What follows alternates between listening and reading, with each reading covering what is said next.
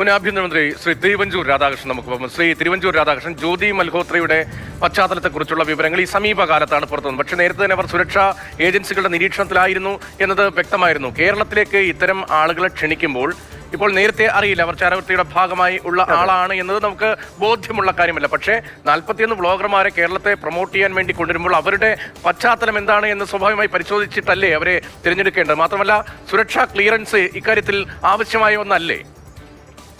യഥാർത്ഥത്തിൽ അവരുടെ സ്ക്രീനിങ്ങിന് വിധേയമാക്കിയതിനു ശേഷം മാത്രമല്ല ഇവിടെ ക്ഷണിക്കാമോ. ഒന്ന് ക്ഷണിച്ചു കഴിഞ്ഞാൽ തന്നെ അവരിവിടെ നടത്തുന്ന നടപടികൾ എന്താണ് എന്നതിനെ കുറിച്ച് നമുക്കൊരു റിപ്പോർട്ട് ഉണ്ടാകണ്ടേ. നമ്മുടെ IB ഡിപ്പാർട്ട്മെന്റ്, IBയും അതോടൊപ്പം തന്നെ സംസ്ഥാന ഇന്റലിജൻസ് വിഭാഗവും ഇവർ രണ്ടും പരിശോധിക്കേണ്ട കാര്യമല്ലേ. ഇത് സ്വസ്ഥമായിട്ട് പരിശോധിച്ചതിന് ശേഷമല്ലേ ഒരു രാജ്യദ്രോഹിയെ രാജ്യത്തിനകത്ത് കടത്തുന്നതിനെ കുറിച്ചുള്ള തീരുമാനത്തിലേക്ക് എത്താൻ പറ്റുമോ? അപ്പൊ ഒരു കാരണവശാലും ചെയ്യരുതൊക്കെ ഒരു നടപടിയാണ് നടന്നത് എന്നുള്ളത് എല്ലാവരും ഒരുപോലെ സമ്മതിക്കുന്നതാണ്. നിയമവിരുദ്ധമാണ്. ആ നിയമവിരുദ്ധ പ്രവർത്തനത്തിന് ആരാണ് നിർദ്ദേശം കൊടുത്തത് എന്നുള്ളതാണ് ഇവിടുത്തെ പ്രധാനപ്പെട്ട പ്രശ്നം.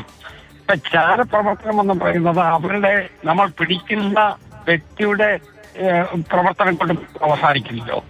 അതിന്റെ പിന്നിൽ പ്രവർത്തിച്ചിരിക്കുന്നത് ആരെങ്കിലും ഉണ്ടോ എന്നുള്ള പരിശോധന കൂടി വേണ്ടി വരില്ലേ? അപ്പൊ അതുകൊണ്ട് അത് കൃത്യമായി പരിശോധിക്കട്ടെ.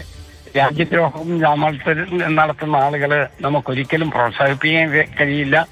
അതോടൊപ്പം തന്നെ നമ്മുടെ നാട്ടിലെ ചാരപ്രവർത്തനത്തിന് വേണ്ടി ഒരു അന്തരീക്ഷവും നമ്മൾ ഒരിക്കലും അതിന് കൂട്ടുനിൽക്കാൻ സാധ്യമല്ല. അതെങ്ങനെയാണ് പ്രതികരണം ഒരുപക്ഷെ അങ്ങ് ശ്രദ്ധിച്ചിട്ടുണ്ടാവും. അദ്ദേഹം പറഞ്ഞത് മുൻകാലത്ത് സംസ്ഥാന ടൂറിസം പ്രൊമോഷന് വേണ്ടി ടൂറിസം വകുപ്പ് എന്തൊക്കെ കാര്യങ്ങൾ ചെയ്തിട്ടുണ്ട് അത് മാത്രമേ ഈ കാലത്തും ചെയ്യുന്നുള്ളൂ എന്നതാണ്. നേരത്തെയും ഇത് പതിവുള്ളതാണോ?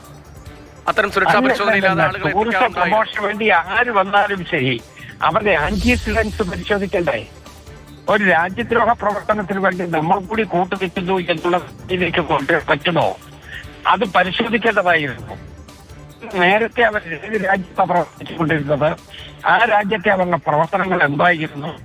അവരുടെ സ്വാഭാവികമായിട്ടും അവരുടെ കുറ്റകൃത്യങ്ങളെ കുറിച്ച് നമ്മളുടെ ഡിപ്പാർട്ട്മെന്റിലും ഒക്കെ രേഖകൾ ഉണ്ടാകാൻ സാധ്യതയുണ്ട്.